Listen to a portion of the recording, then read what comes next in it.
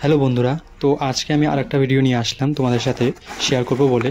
এই যে দেখছো আমি এখানে সিন্ডার যে আছে দেখছো, এই দেখো সিন্ডারে একটা আমি প্যাকেট নিলাম তোমাদের দেখানোর জন্য।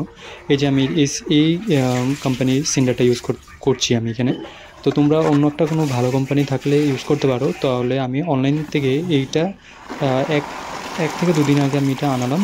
তো এই দেখো এখানে খুব সুন্দর, কিন্তু এখানে আমি প্যাকেটটাকে কেটে এখান থেকে আমি ধুয়ে নিচ্ছি, কারণ সিন্ডারটাকে অনেক অনেক রকমের নোংরা থাকলে বা কোনো রকমের ল্যাটরা বা আলো থাকলে এটা কিন্তু ধুয়ে নেবে।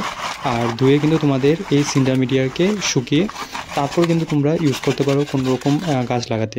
বিশেষত এই সিন্ডার মিডিয়াতে গোলাপ অথবা এডিনিয়াম বা চন্দ্রমল্লিকা মিডিয়াগুলোতেই লাগানো হয়, কারণ এই গাছগুলি খুব রকমভাবে শিকড়ের যে জল জমে যাওয়ার যে প্রবলেমটা থাকে, সেই জন্য কিন্তু বিশেষত এই সিন্ডিয়া মিডিয়াটা ইউজ করা হয়।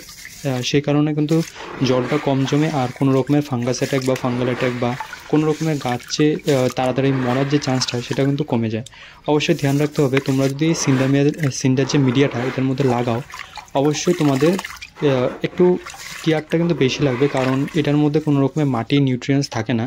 সেই কারণে তোমাদের অবশ্যই টাইমে টাইমে ফার্টিলাইজার আর গাছ কিন্তু যত্নটা করতেই হবে।